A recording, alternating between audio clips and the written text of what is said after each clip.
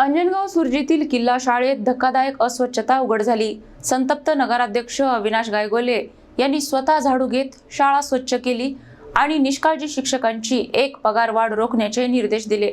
आश्चर्याची बाब म्हणजे ज्या शाळेतून विद्यार्थ्यांना शिक्षण आणि संस्कार मिळायला हवेत त्या शाळेची अवस्था पाहून नगराध्यक्षही स्तब्ध झाले। अंजनगाव सुरजी येथील सर्वात जुन्या किल्ला शाळेला नगराध्यक्ष अविनाश गायगोले यांनी दिलेल्या अचानक भेटीत शाळेतील अत्यंत अस्वच्छ आणि धक्कादायक चित्र समोर आले।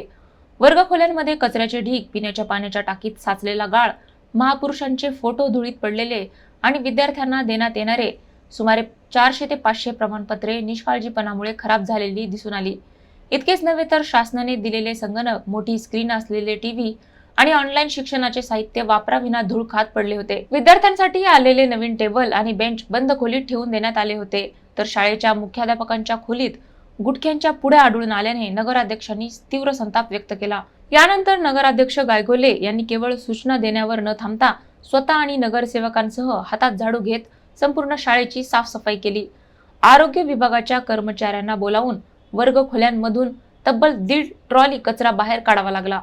कर्तव्यात कसूर केल्याबद्दल शाळेतील सर्व शिक्षकांची एक पगारवाढ रोखण्याचा शेरे बुकात नोंदवत प्रभारी मुख्याधिकाऱ्यांना आदेश देण्यात आले। या घटनेनंतर शहरात शिक्षण व्यवस्थेवर गंभीर प्रश्नचिन्ह निर्माण झाले असून नगराध्यक्षांच्या कारवाईचे सर्वत्र चर्चा सुरू आहे।